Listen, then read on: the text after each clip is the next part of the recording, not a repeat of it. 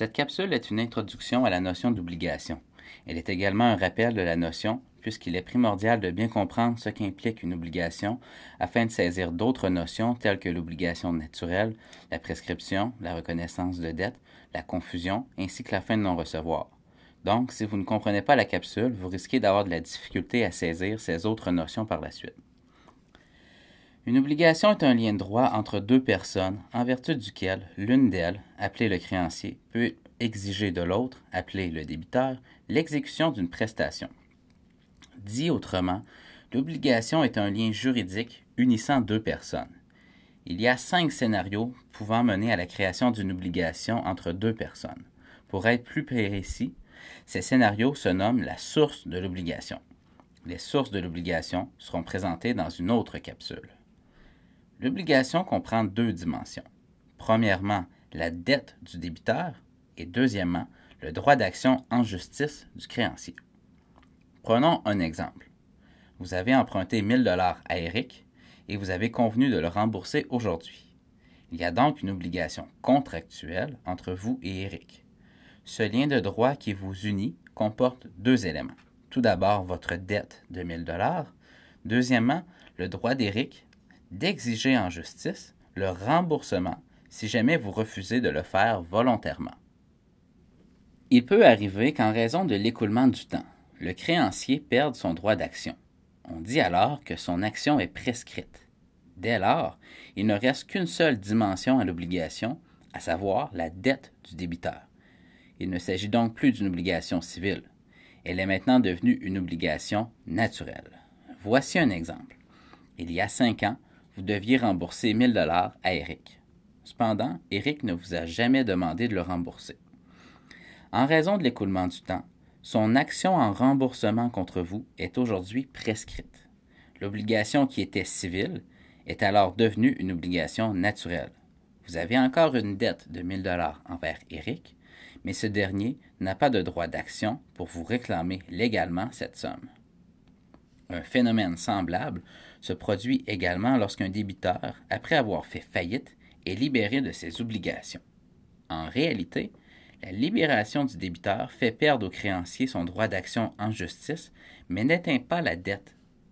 Voici un exemple. Vous empruntez 1 000 $ à Eric et par la suite, en raison de difficultés financières, vous faites faillite.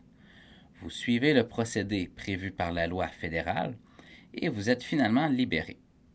Votre libération n'efface pas votre dette de 1 000 $, mais prive plutôt Eric, votre créancier, de son droit d'action. Encore une fois, il ne reste qu'une seule dimension à l'obligation, à savoir la dette du débiteur. Il ne s'agit donc plus d'une obligation civile, elle est maintenant devenue une obligation naturelle. Dans certains cas, le législateur reconnaît l'existence et la légalité d'une dette, mais prive le créancier d'un droit d'action en justice.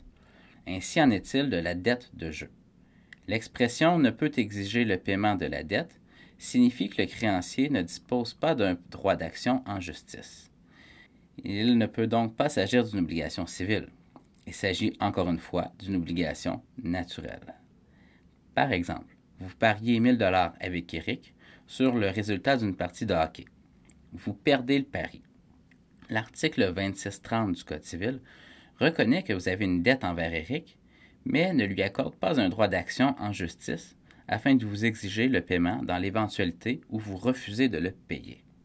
Voilà donc pourquoi la dette de jeu est une obligation naturelle.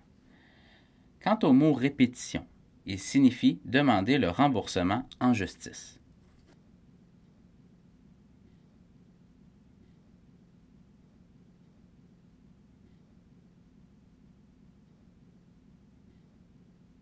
Et ce droit varie selon que l'obligation est civile ou naturelle, tel que le prévoit l'article 1554 du Code civil du Québec.